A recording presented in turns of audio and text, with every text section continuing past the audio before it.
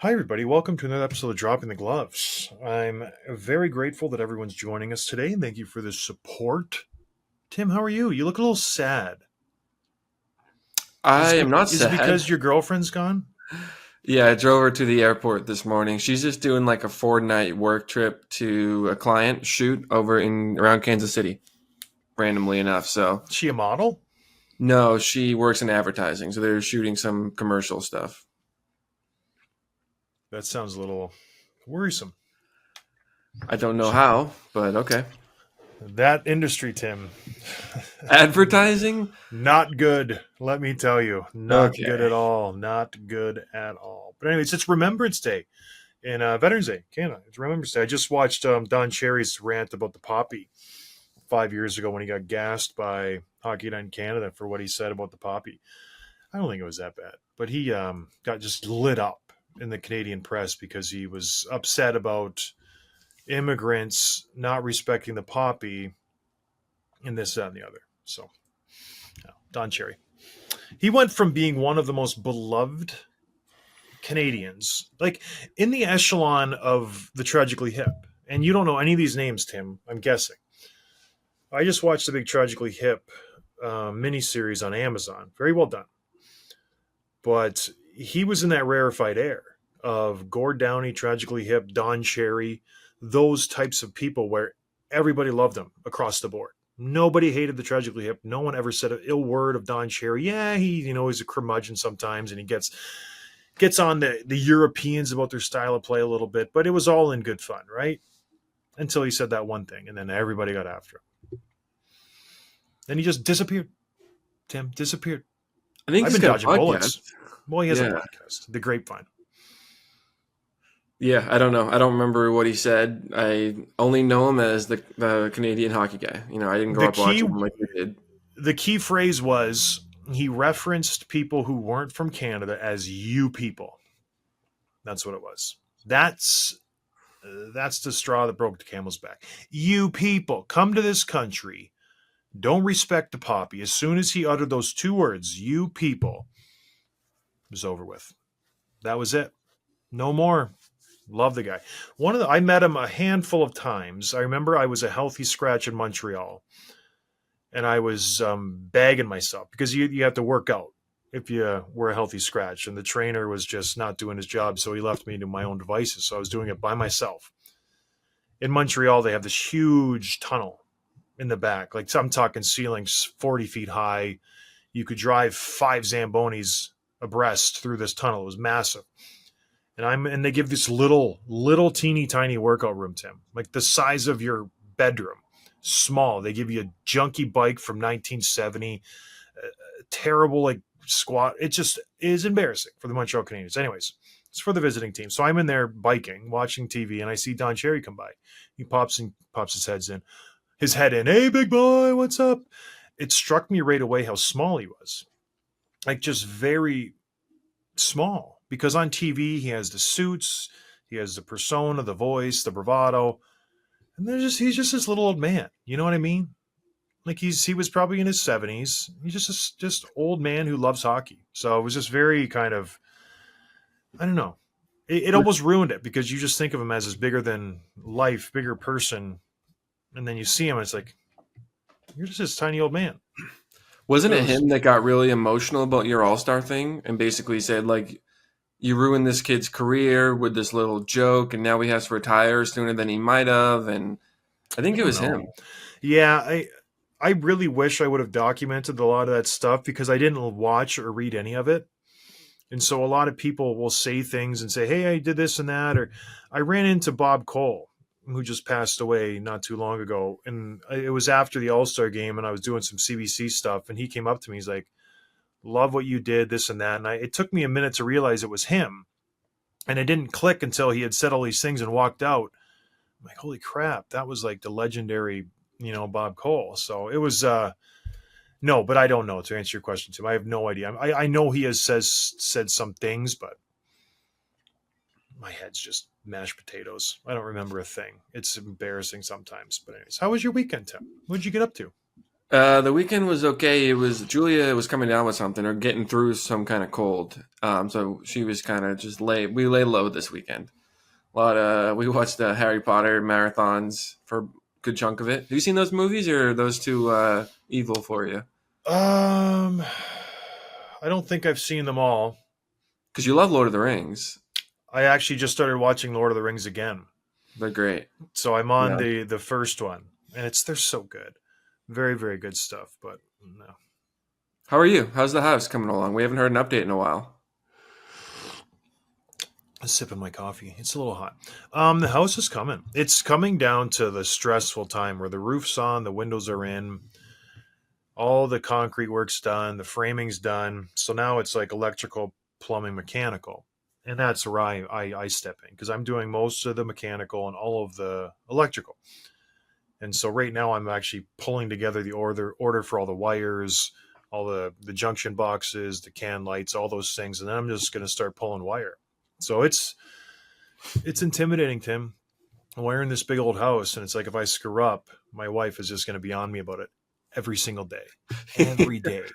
I thought it was intimidating, like, oh, you could shock someone or hurt someone, but no, it's intimidating because your wife might get mad. Oh my gosh, the axe over my neck everywhere. Like we went to our friend's house for dinner the other night, and his light above his dining room table isn't centered, and he's like, I hear about it all the time. Because I was just saying I'm going to wire my house. He's like, make sure you do it right, and he's like, see right there, every day. So it's just one of those things. It's, you save. We got a quote to do the electrical, $30,000 to run wire. I'm like, are you nuts? I'm doing it myself. So I figure I can do it for 12 to 15 and save 15 grand. So we'll see how it goes. But it's the boiler comes in 2 weeks. 2 weeks and change at the end of November, my big wood boiler. So I want to have everything in place so I can just plug it in and away we go and heat the house for the winter. But, okay. And move in before the winter, or is that still? Oh no, we still got to do all the finishing stuff, Tim. Yeah, we're still March, April, May, probably April, May is a realistic goal for us. Garage doors will come in 3 weeks. Then we're completely airtight. Then you have to heat it. Then after you heat it, you can start drywalling. And then after you drywall, up goes the cabinets, on goes the trim, up goes, the floor. Then you got to do all that stuff. There's a lot to do. So, but my part will be done after the electric and mechanical are done. Thank goodness. Because I'm not a carpenter. I don't know what I'm doing. But at the end of the day, I'll have a really nice system. And I think I'll save myself with the mechanical. I'll say $60,000. And big. I know our listeners are 1%ers, so it's not a lot of money for them. But for people like Tim and I, that's a lot of money. It makes a difference. Speak for yourself, pal. Speak for yourself. You are a 1%er. You're almost a dink. When you get married, you'll be double income, no kids. Unless Julia has kids. Does she have kids? She does not have kids. She does not. I feel like you've dated a girl who had kids in the past. I have not. No. You pursued a woman who had kids. I think you tried to introduce me to someone who had kids, and that didn't go anywhere. She was a great gal. I don't know what your problem was. Give her a chance, man. You missed it. She was a great gal. All right, let's get into the show. So we've been kind of tiptoeing around this team for a long time, not really talking about them, just because I felt like they would fall off. And everybody else is talking about it. Every other podcast, every other radio show, all the pundits, the Winnipeg Jets. We have to talk about them now. What they're doing is historical. Starting the season 14-1 is now the best start to an NHL season in history, Tim. In the 100+ seasons that we've had in the NHL, 14-1 is the best start. And wouldn't you know, it's the Winnipeg Jets who fell flat in the playoffs last year. Connor Hellebuyck got shelled, goals against average above 6 in the playoffs, and now they're off to a hot start. Can you believe this? In what world does this team that didn't make any the major moves they made this offseason was shocking the world by re-signing their stars, Mark Scheifele and Connor Hellebuyck, and not just completely revamping this whole team and just starting from scratch after what they've done in the playoffs for the last 5 to 7 years. But no, they held the course. They said, this is our team.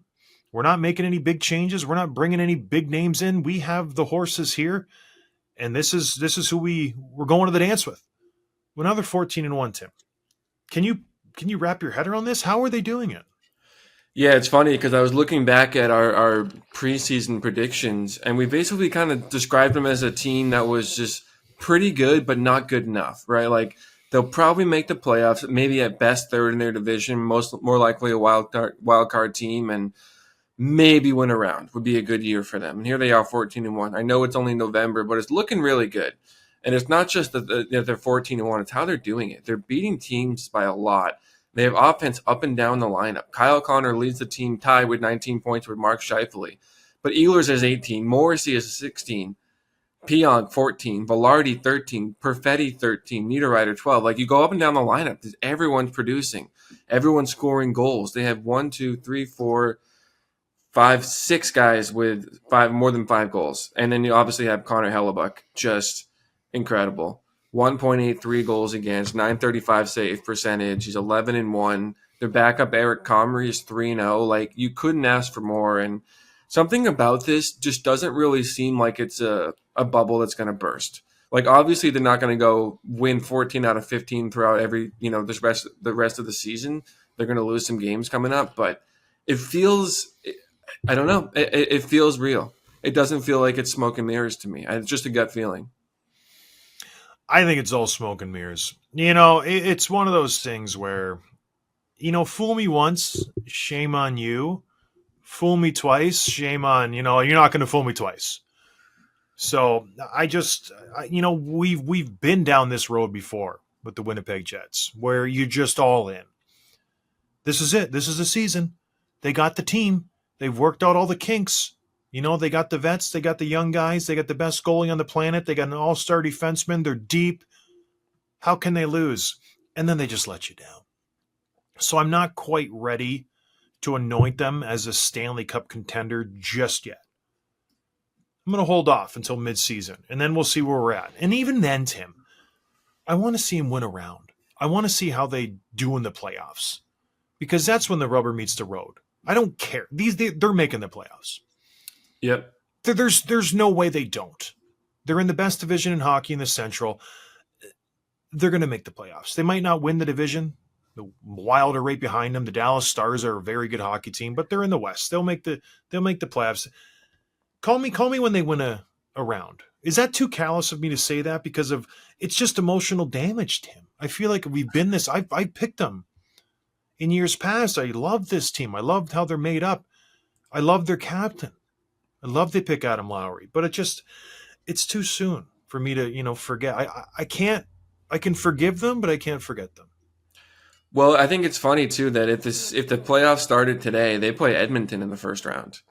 Which, say goodnight. Right now they are a better team than Edmonton, and you have to expect that they would win. But Edmonton, that's upset city waiting to happen. Tim, you would expect they would win if they lined up right now in a 7-game series versus the Oilers. You taking the Oilers in that one? 1,000,000%. Why wouldn't you? Yeah, I mean, you haven't seen. Assuming McDavid's healthy, yeah, he is. He's back to playing. He got 3 points the other night. But Hellebuck is miles better than Stuart Skinner, except for the fact that he wasn't. So that's a big question mark. Except for that he's not. So yeah, I don't know. Yeah, I don't know. Something about this, it just doesn't feel. It doesn't feel like a flash in the pan type thing. I think there's a pretty good chance that they're the best team at the end of the season. And playoffs is a different animal, but I think we're going to see them continue to succeed and thrive well through February and March. Yep. And the trade with Pierre-Luc Dubois just keeps getting better and better. Yeah. You know what I mean? Now, I know Alex Iafallo hasn't panned out great, but he's still the valuable third, fourth line guy. And Gabriel Velarde, it's fantastic. He's the best player in that trade. So, and then Cole Perfetti's stepping up. He's playing fantastic. And then I think and I throw this term around loosely, when maybe I shouldn't. One of the most underrated players in the league is Nikolai Ehlers. I've been saying that for years. He's so good, so consistent, so talented. Right now, he's got 18 points. He does everything right. And he was bandied about in trade rumors this past season. If the Jets were to, change things up, who would they trade? It would be him. That would be a huge mistake. He's so good. He just doesn't rock the boat. You know what I mean? And he consistently goes out there and produces every single season, Tim. He's the real deal. Yeah, his floor is really 25 goals if he's healthy, and I think, and he's a secondary option basically all the time. Mm-hmm. Maybe he's on the first line, but he's splitting and he's back up to Kyle Connor. But he's often on the second line. He's often on the second power play unit. They're balancing things out. So, yeah, he's a great player. This is a really good team. That we said this summer. There's no real weaknesses. You know what I mean? Like, you don't have one single guy driving the offense where if he goes hurt, he goes down, he, gets into a slump and things slow down. The entire team can carry the rope. So I think it's real. I think the weakness is the back end potentially, but the way they play, the responsibility of the forwards coming back and helping and back checking this and that, and just their structure just makes up for any defensive issues on the back end. And they're not bad, but I'm just like poking holes here and there. How can they fail? Colin Miller, Logan Stanley, they're okay. Dylan Sandberg, I like Dylan Sandberg. And Pionk and DeMello's a journeyman guy. I played with him in San Jose. He's good, but he's not a first pair defense pairing, So there are some issues, but when you look at the team as a whole, like that's nitpicking because they're really good. Was DeMello the guy that you couldn't believe signed just short of $5 million a year for 4 years? Yeah. This summer? Yeah. Yeah. It's funny. A terrible contract. Don't you think? Like, that's a wild number for him. 4.9, he's 31. Yeah. It's a wild number. But yeah, they have like 3 solid lines. And Nino Niederreiter's another one of those guys who's just he's the guy you need to win a Stanley Cup. He could all of a sudden just explode in the playoffs and score a goal every other game, like Fernando Pisani did back in the day with the Oilers. Like, he's just one of those guys who always finds himself in the right position, and he's got a lethal shot. And he's with Lowry and Appleton. You see that fight with Lowry and Ben? It's great. Love that. Great. Jamie Benn stirring the pot, upends Cole Perfetti. The Jets are up 4-0. Adam Lowry sees it at the end of a shift, mind you, so he's a little gassed, comes in and takes care of business. I don't want to say he beats the doors off Jamie Benn, but he stands in there as a hell of a fight. Very good fight. Love that. I love when 2 big boys go at it who aren't typically heavies, but the 2 captains, obviously. And, yeah, you don't see that very often. We were talking before, like, when's the last time 2 captains went at it? Maybe someone knows that statistic. We know a few examples from years ago, but has it happened in the last 5 years? I know Johnny Taves, when I was playing with him, went on a captain-killing spree when he went after Backus. He went after Jumbo, and he went after someone else. He was just ticking off all the captains in the league, but it's not very often. Yeah. Because GMs around the league don't listen to this show for some reason. They don't pick captains who are tough. They pick these little namby-pambies. Skate around in the perimeter. I want a captain who's going to get in there and mix things up. Radko Gudas, Kyle Lowry, these guys. Adam Lowry. Kyle Lowry is the point guard for the 76ers. Yeah. All that aside. All right. Anything else on these Winnipeg Jets, Tim, before we move on to the next topic? No. Well, this the stat, the 14-1 is the best start in NHL history, as you mentioned, which is surprising to me. It's surprising that they're there, and it's surprising that that's the number. It doesn't feel like it's that outrageous, but it's pretty impressive, right? And it got me thinking about some of the other stats I kind of noticed over the weekend of things that were surprising to me or even a little bit strange. I'll start with I'll kind of rattle off some of these. The theme of the show. Yeah. The theme of the show is this is the weird season, the weird start to the season. It's important to say that because Tim worked hard on this theme, and I just brushed right over it. It's weird this season. There's a lot of weird stuff here, and I'll go through some of these rather quickly, and John just jump in, whatever. But the Bruins are a hot one right now. They lost to the Senators the other night. 0 goals. 0 shots on goal in the third period, by the way. When you're tied, it's just outrageous. But how does that feel when you're playing Linus Ullmark, goaltender who you just jettisoned out because Jeremy Swayman was the incoming starter? Obviously, the offseason issues with Jeremy Swayman, contract negotiations, Linus Ullmark coming off the Vezina Trophy. You go to Ottawa, and he just shuts you down. Obviously not in the third period because you didn't have any shots, but how does that feel as a Bruins fan? Not great. And I think Ullmark, in real time, not a hockey time, but went without seeing a shot for over an hour in real-world time, which is just wild. Yeah, I don't know. I've been defending Montgomery. It's getting harder to do. I think it is on the players, but like we always say, at some point something has to change, and you're not going to trade. There's no like easy guys you can look at and say, okay, let's trade Jake DeBrusk. Let's trade Matt Grzelcyk. Like, those guys are gone. So we got to figure out what we have in-house, and if it's the coach, it's the coach. But yeah, it doesn't feel good. And Swayman, They had their picture together, but Swayman has not been good all season long. So this is a 16 problem. shots on goal. Yeah. How do you change this team? Just quickly. How do you change this team? Because they're spending to the cap. They have no real way out of it now that you've got Swayman locked up. You're paying Pasta a long time. You got to re-up Marchand. You're paying McAvoy. You signed Zadorov, Lindholm. What's the answer, Tim? You don't. It's on the players. There's nothing that's going to happen here, which is, I think, what people know. Like, you don't see anyone in hockey Twitter talking, or Bruins fandom talking about specific players, or this guy stinks, or get rid of him. Like, you know it's on them, and you can't get rid of them. So it's either Montgomery or nothing, and I hope it's not Montgomery. I hope they turn it around, but at some point something's going to change. You can't go into the holidays already knowing that you blew the season with this amount of money committed to these good players, So this is a lottery team. No, it's not. Okay. I know. So speaking of the Bruins, the reason I brought them up, they're 7-7-1, which is not good. Just, a little under 500, but it's hockey 500. They're minus 12, and yet they're third in the Atlantic as of today, which is really bizarre. And again, they played like 2 more games than the wild card team, but still, for all the clamoring and the siren sounding we've done among Bruins fans, they're still not only in a playoff spot, but they're in the top 3 in their division. This team sucks, Tim. I just think we have to call a spade a spade. They're trending in the wrong direction. The wins they get are versus subpar teams. Oh, they beat Philadelphia. They beat Seattle. They had a good win versus Calgary in overtime. But other than that, they're beating the Montreal Canadiens, the Colorado Avalanche. They play a good team in the Carolina Hurricanes, and then you just get mollywopped. Dallas Stars, they get worked. So this team sucks. I just think you need to just understand this and get it through your head. I am not. They do suck. Yeah. Okay, good. Hopefully they turn it around. They won't.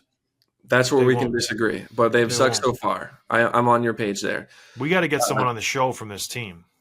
A player? Well, Zadorov was going to come on, but the players don't want to talk when they're playing like this. So not anymore. That's too bad. All right, moving on. What else is weird, Tim? Yeah, okay. There's only 5 teams in the entire Western Conference that have a positive goal differential, which means 3 teams in a playoff spot right now, including one of the top 3 in their division, to have a negative goal differential, which is pretty weird.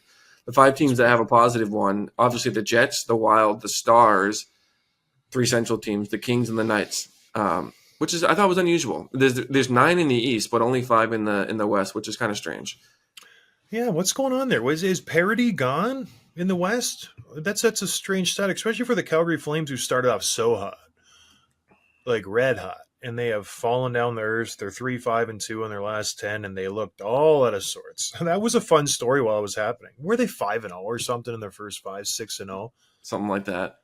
My, have the chickens come home to roost, my friend, because the Calgary Flames look every bit of the team that doesn't have a high salary cap, that jettisoned all the talent in the offseason. And it will be a tough season for this team. It was a fun start, though. It gave the players something to kind of hang their hat on throughout the season, but as we all know, you don't make the playoffs in the first week of the season, and you got to continue that success. Fast forward a month into the season, we have met the Calgary Flames, my friend, and they are not good. So it was a good ride.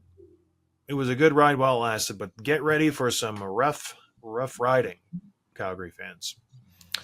The next weird stat here, we talked about Nashville a ton, obviously. They had the best offseason by any metric, and yet they're the worst team in the NHL.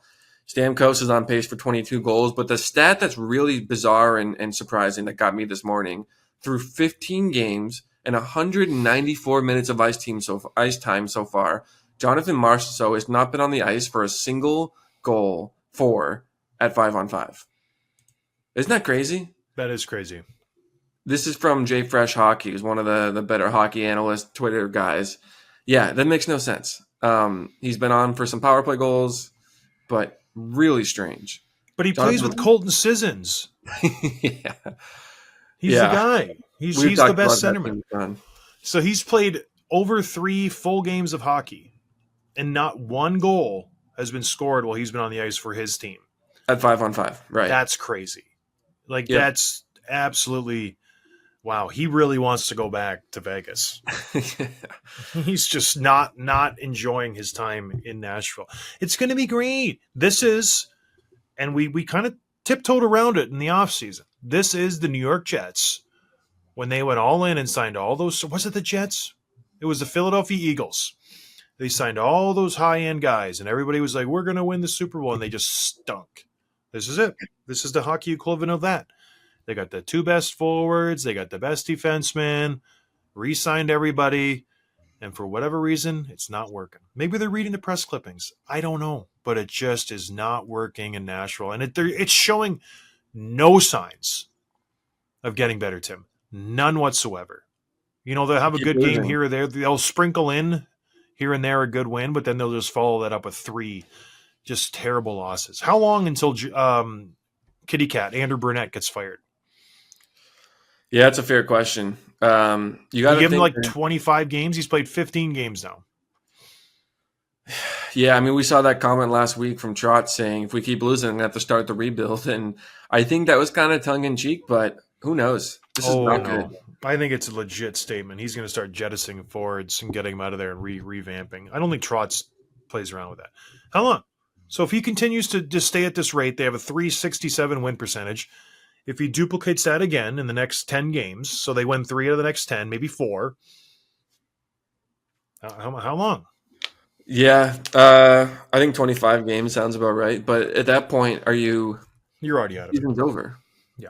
I think he has to be either him or Tortorella are on the hot seat. And Torts, for different reasons, basically benching his best player, his biggest prospect. And then the Detroit Red Wings, Lalonde. Those 3 guys are on the hot seat, in my opinion. I'm sure there's other ones around the league, but those ones, oof. But Bruno's got to pick it up because he's going to be gone. It's such a weird career arc with him. Florida to New Jersey, or is it New Jersey to Florida and now to Nashville? Gets fired from Florida because he was drinking and driving his golf cart, and then ends up in Nashville, has a great year last year, and then can't figure it out. Great guy. Love that guy. Like one of the best. I say that a lot, I guess, but he's such a good dude. In the realms of like Joe Thornton type of guy, everybody likes him. Just one of those. Like I remember going to Minnesota my first year, and he would after the game just go sit in the sauna with a 6-pack. You'd be like, Johnny, get in here, come on. And I'm just this young kid, I didn't know any better. I'm like, yeah, this is what we're doing now. And just jump in the sauna with him and have a beer. And I tell you what, have you ever been in a sauna before, Tim? Yeah, I have. With another man? Where are you going with this? But no, the beer hits you a lot faster. It's amazing. Yeah. After you play like a complete hockey game and you get all like you shower up and then you hit the sauna and then there's a couple beers in there, ice cold. I defy you to come up with a better situation where a cold beer tastes any better. Play a complete hockey game, hot shower, maybe jump in the hot tub, into the hot sauna, ice cold beer. So incredibly good. What would be better, Tim, for a beer? Tell me. One situation. Yeah, I can't think of any. The lawnmower beer. If you're mowing the lawn, you have a nice beer on a hot day. That's pretty good. Irresponsible. While you're mowing the lawn? Sure. Tim, those things are very dangerous. We have listeners who probably are going to do that and we're liable now. Okay. All right, let's move. Don't do that. It's heavy machinery, Tim. What's the matter with you? Not all lawnmowers are heavy machinery, John. When's the last time you mowed a lawn? It's been a while. It's been a while, is right, Mr. Apartment Complex. Yeah. All right, next stat here. Let's talk about another team. The Edmonton Oilers. Another team with a very busy offseason, a lot of roster turnover. All the new pieces they brought in pretty much are not working out. So combined, Jeff Skinner, Arvidsson, Henrique, Emberson, Dermott, and Josh Brown have combined 5 goals, 6 assists, minus 13. Meanwhile, the guys they let go, McLeod, Broberg, Holloway, Ceci, and Fogle have 15 goals, 18 assists, 33 points, and are plus 15. I think McLeod would be second on the Oilers in scoring right now, and he's doing that as like a checking center. It's crazy. A little bit of seller's remorse there, I think, from Edmonton. Well, obviously they were forced into getting rid of a couple of guys, Philip Broberg and Dylan Holloway. But all that aside, I had high hopes. Didn't you? I really thought Arvidsson would do well. I thought Jeff Skinner would come to play and play fairly well, but it just has not happened. And the defense has struggled in a very big way. Philip Broberg, they didn't like him in Edmonton for whatever reason. Like when he left, I don't know if it was just one of those cases where, yeah, we didn't want you anyways. You didn't play that good. I'm like, this kid played fantastic in the playoffs, goes to St. Louis. He's got 9 points in 12 games. He's playing great. He got hurt, but he'll be fine. He's a solid defenseman. But didn't you feel like one of those guys were going to hit? Arvidsson, Henrique was going to step it up, or Jeff Skinner was going to at least get 25, 30 goals. I thought Skinner could maybe get 40 if he's on, connects with McDavid over the course of a season, and none of them are hitting. So I thought it's a bummer. I think Arvidsson probably will be pretty good if they make the playoffs. I think he's a player that's equipped to do that, but who knows at this point?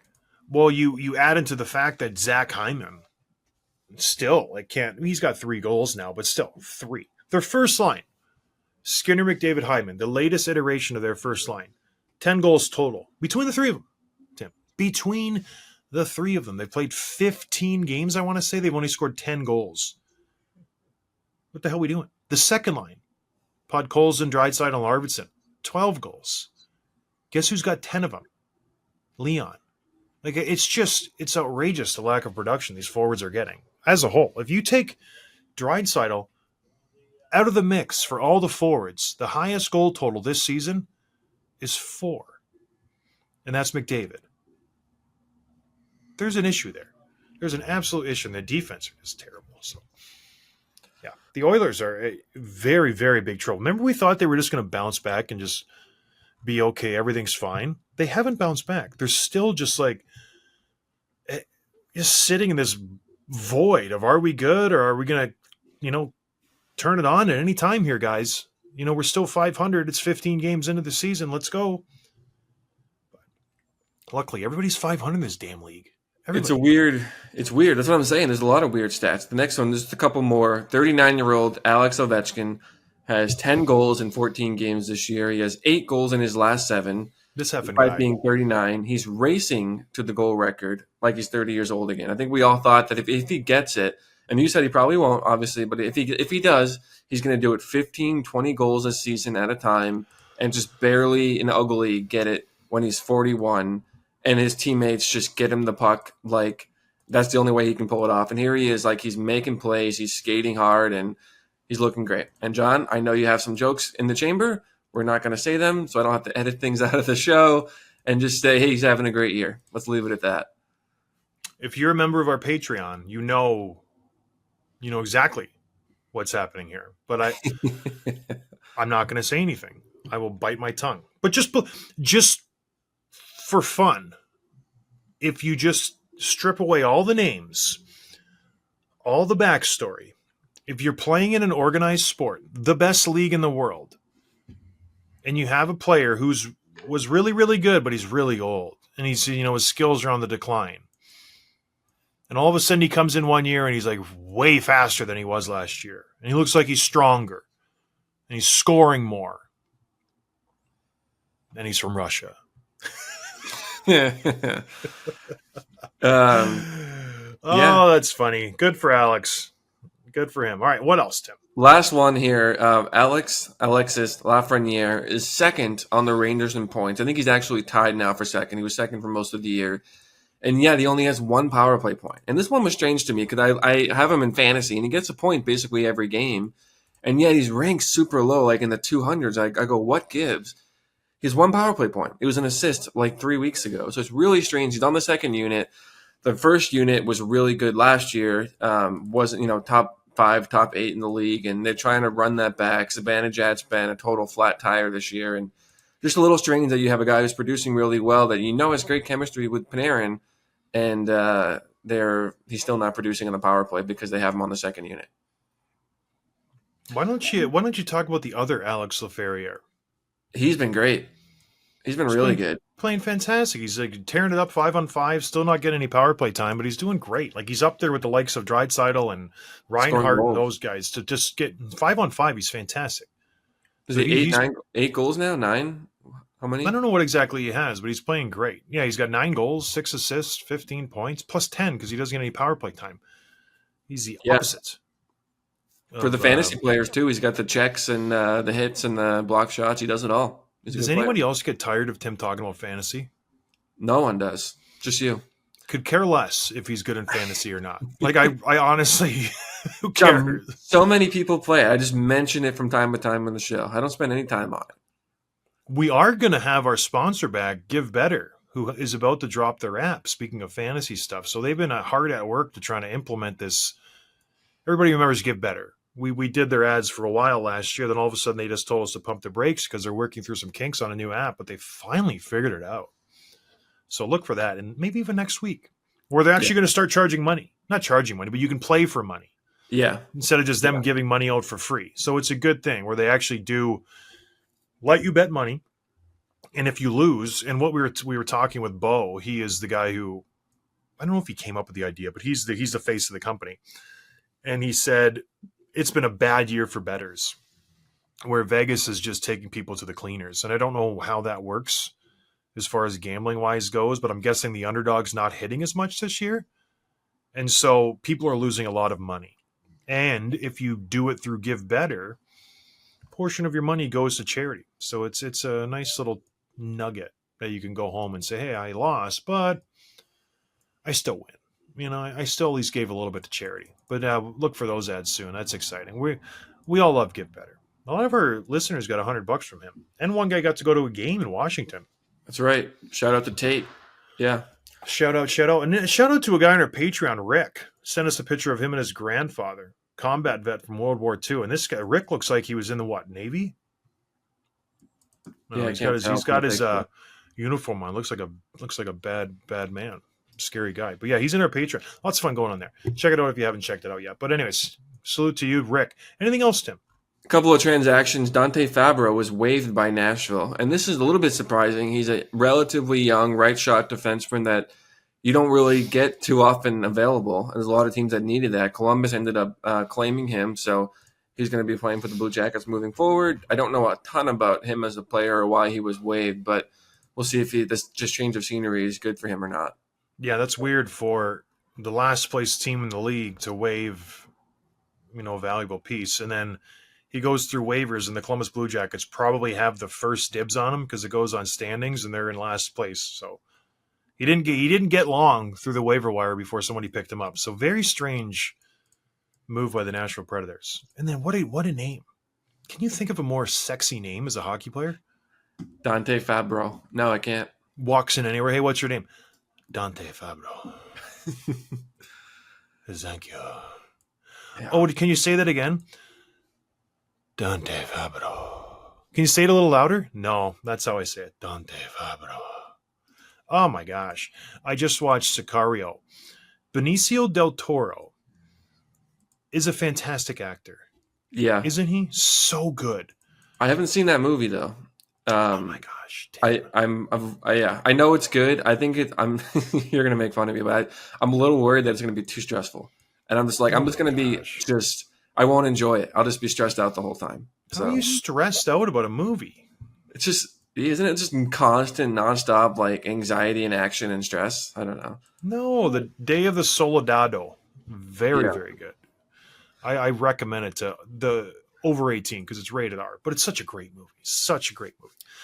Dante Fabro. Would love it. All right, what else? There was a trade over the weekend. Daniel Sprong was traded from Vancouver to Seattle for future considerations, a.k.a. nothing. Only 3 points in the year for Sprong. He had a pretty good year. We thought he was going to maybe do a little something there, get a shot at the top six after being pretty good for Detroit last year, and just wasn't. Another guy that agreed to come on the show and then ghosted us. So Daniel Sprong did? Yeah. That's what you get. That's what happens when you ghost us. Couldn't have to do a better guy. You're up next, Darlene. Yeah. Last one here from the transaction. This is one maybe you could speak on. Athanasiou, is that how you say it? Athanasiou. I butcher that name all the time. Yeah, he was waived today by the Chicago Blackhawks. He had 0 points in 5 games. He was healthy scratched a whole lot. Makes 4.25. We'll see if he gets waived. Probably not with that production. But that's not the guy that we, was okay at certain parts last year. We thought maybe his speed alone would make him a good fit based on that roster for playing with Bedard, but just nothing going on. So he's see if someone claims him. Got a lot of lot of wheels, not a lot of finish, so to speak. Hurt, doesn't want to play hard. Luke Richardson, coach of the Blackhawks, he needs you to play hard. So if he's not going to do it, he's gone. He was a huge disappointment last year, among many for the Blackhawks last season. And this year, I think things are starting to fall in that direction as well. But anyway, some quick hits. Tanner Jeannot. Good job, George Peros. Way to go. 3 games. Such an idiot. Like, golly jeepers. Send a message for Pete's sake. There's just, and he's got a thankless job. Don't get me wrong. But 3 games for that, the guy picks his head. No need to make that hit. No need to anything, everything about that play. Brock Besser's still not back. As coach said, we don't know. It's not a huge injury, but we don't know when he's going to come back. The head's a finicky thing, so great. Tanner Jeannot gets 3 games. It's such a dumb play. And the Flames, Anthony Mantha will require surgery on his ACL. Surgery is done for the season. Another hit for the Calgary Flames. Where do you see them finishing after that hot start, Tim? Last place? No, I think they'll be a couple of points short of the wild card. I think they'll be playing for something, but they will miss the playoffs. What? Dead air. Dead air. John's just speechless. The thing about Mantha, that was the reason, obviously it sucks for them now, but he was also a piece that was probably going to end up being traded. Expiring contract, big forward, big body. Yeah. And now he won't be. That's a tough pill to swallow if you're Craig Conroy. And if you're Anthony Mantha, you're trying to get your value up. You had a decent start to the season, a point every other game, and all of a sudden your UFA, what is he, probably 30 years old, and looking at a career that's kind of, when you look at it, hasn't gone well. Career high in points of, 48 back in 2017-18 with the Detroit Red Wings, where he broke in with the league, and ever since then, kind of like, what is going on with this kid? But anyways, who cares? He's done. Good for him. I hope he gets healthy, but the Flames are nowhere near the playoffs. I think they're at least 10 points out at, last 2 weeks of the season. Okay. We'll find out. Like, gosh, sometimes you make a comment, I just wish I could just reach through the screen and strangle you. Oh, my gosh. It's actually a good thing we're not in the same room together. Yeah. Sure. Fair enough. All right, everybody. I think that's enough. Thank you, everybody, for joining us. We appreciate the support. We'll talk to you guys later. Cheers, everybody.